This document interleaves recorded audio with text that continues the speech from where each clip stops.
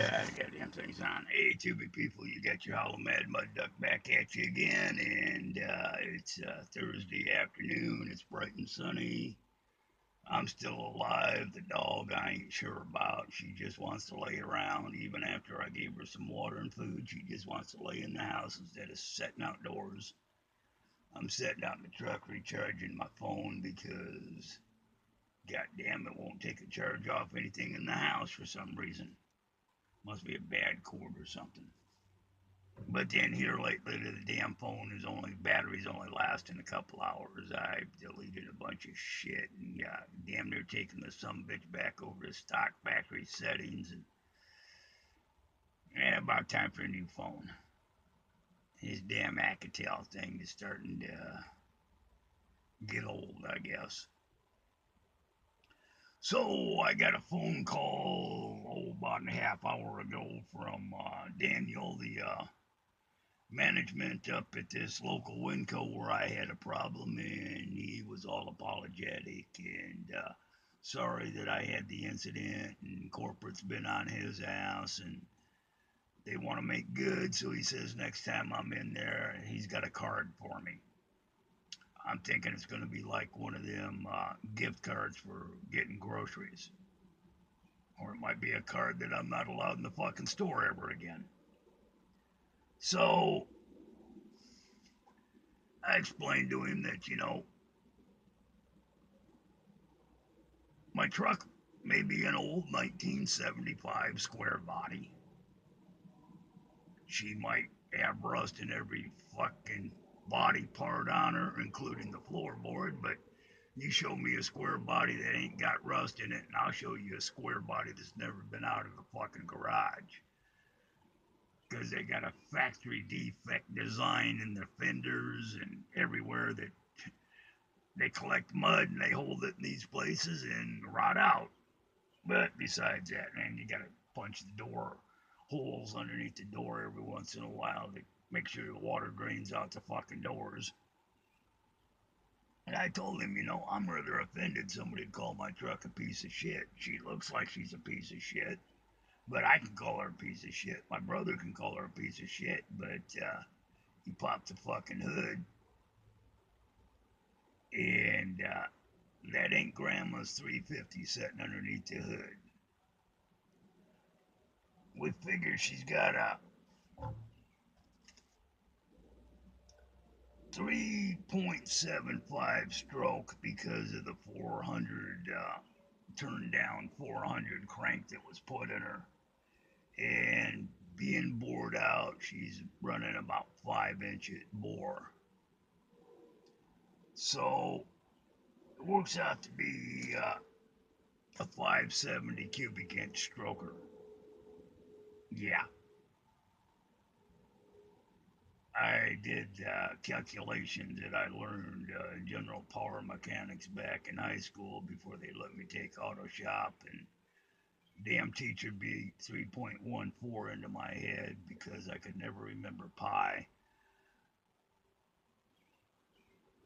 And I remember that little formula for some reason. So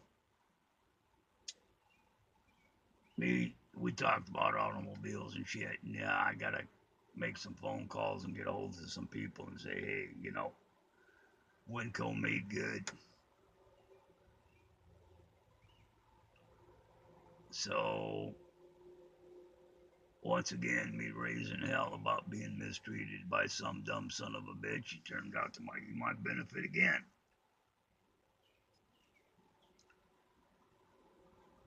Still ain't happy about that some bitch calling me an old fuck.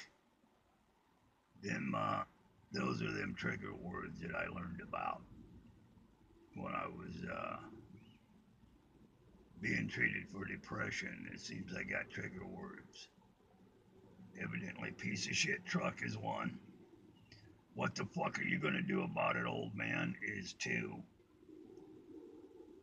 I mean, last motherfucker that said, "What are you gonna do about it, old man?" Is I don't know if you can see the crack in my cane there, but that's all Gorilla wood glued back together, and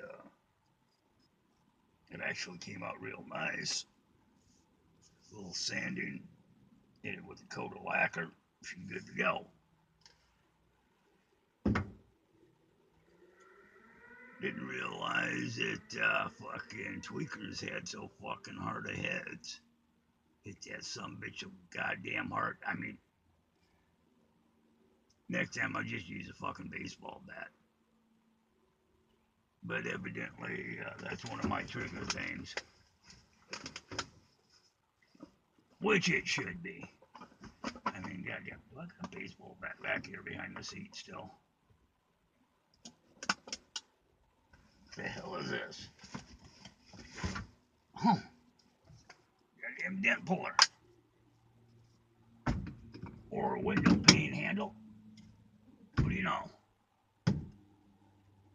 I got me one of them fancy handles up there on the roof like the Silverado had. What else I got behind this seat? Because it always amazes me what I pull out from behind here. Because I never know what I'm going to pull out next. Oh, bank money bag. No, I got a baseball bat back here somewhere. Yeah, it doesn't look like it's going to... What the hell's this? Oh, shit. That's 30-foot Stanley, it feels like. 30-foot Stanley. Oh, yeah, I was measuring shit on the... Oh, shit. So, I'm doing good. The dog's doing good. Well, kind of, sort of. I think she's going to die here real soon. She's just lifeless. Doesn't want to get up and do anything. Even after I said, well, let's take a walk in the woods, she don't even want to get up and do that. So, that's what's going on today. And they profusely apologized to me half dozen times. With the phone call, they sent me emails saying, hey, all's good. And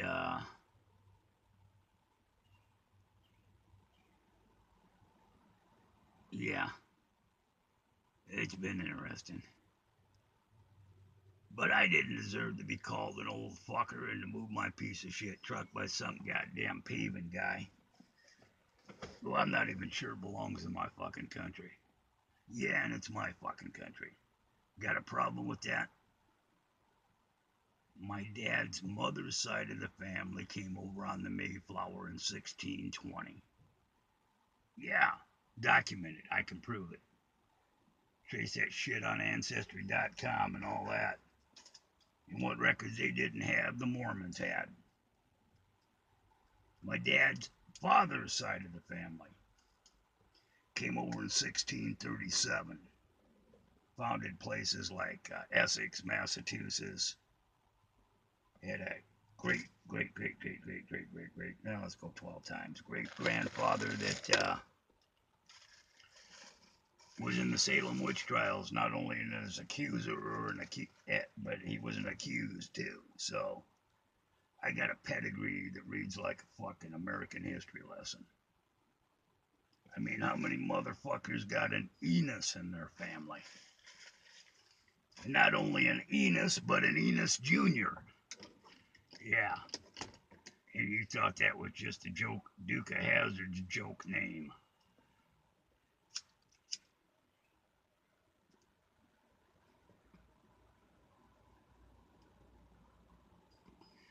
Does seem that the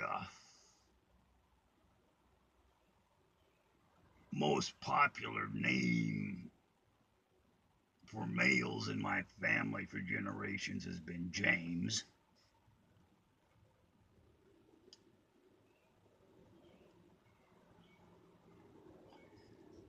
Grandfather was named James. His father's middle name was James. His father's middle name was James. I mean, I could have gotten stuck with James Lewis or Simon James or, that sort of shit. Vernon James. But nah, they didn't stick me with that. They named me after both grandfathers. Oh, yeah. And mom's side of the family has been in the country as long as this country has been here, you know. That's the native side.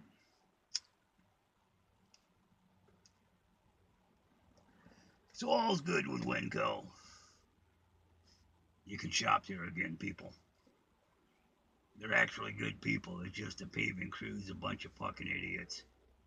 2 o'clock in the goddamn afternoon closing down the handicap section so they can. Dude, that's your busiest time in your store. You should know that. If I know that and I'm a customer, you should know that. So I guess that's about it for this one, and might be making another one today. It all depends on how the mood goes. Have a good one, people.